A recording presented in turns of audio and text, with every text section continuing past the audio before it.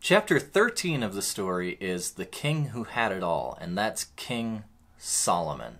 Now, Solomon is the son of David and Bathsheba, so that means that the line of Davidic kings, including if we fast forward Jesus Christ, is through Bathsheba. As we find in the New Testament, Bathsheba is one of the women who's listed in Matthew's genealogy of Jesus.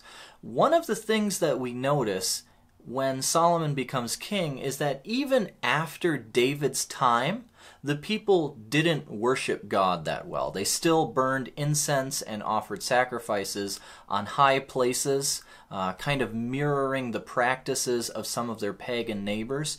And after all, there wasn't a centralized temple in Jerusalem yet where they could kind of rally around for their religious practice. So there was still some pagan practice in Israel going on. And even King Solomon got in on this practice of offering sacrifices on high places. But on one such occasion, as we find in the chapter, God comes to Solomon in his sleep and God says, "Ask of me," God says, "ask for whatever you want me to give you."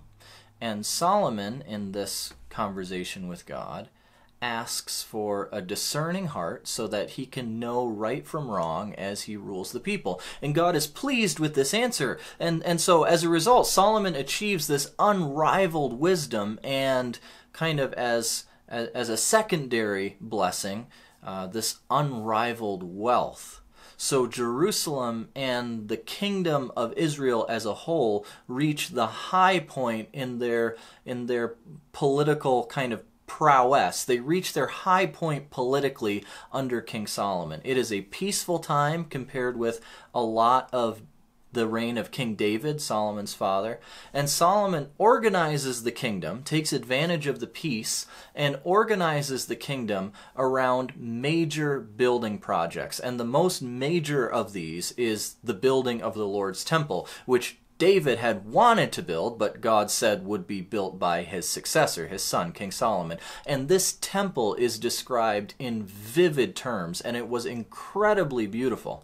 And when they inaugurate this temple, when they complete it, the cloud of God's presence fills it up. It echoes the cloud of God's presence coming back when the Israelites built God's tabernacle under Moses, way back at the end of chapter 5 in the story. The last page there, you find the cloud of God's presence settling on the tabernacle. So too it happens again when they inaugurate the temple. And when they inaugurate the temple, fire comes from the sky and consumes the sacrifices that they have put before God, which sort of previews what God will do again later in that showdown between the prophet Elijah and the prophets of Baal on Mount Carmel.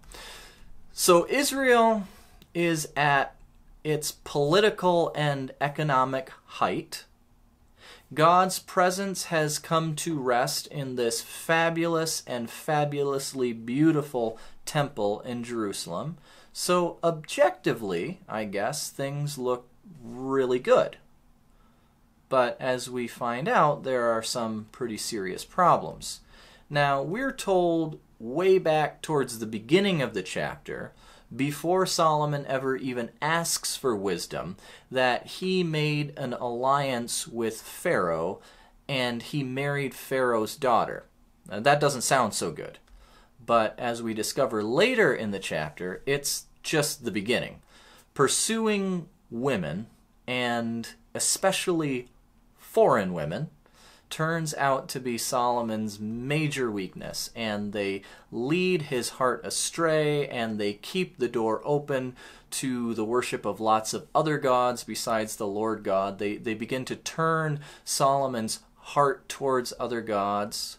So the chapter ends on a sad note. God says to Solomon, "Because you've done this," meaning your heart has gone astray because of the women in your life, "because you've done this, I will tear the kingdom away from you and give it to one of your subordinates."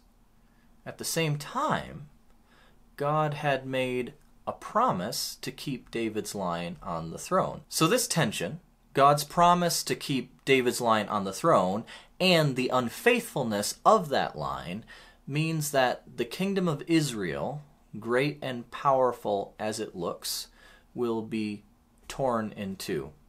And that's the story of the next chapter.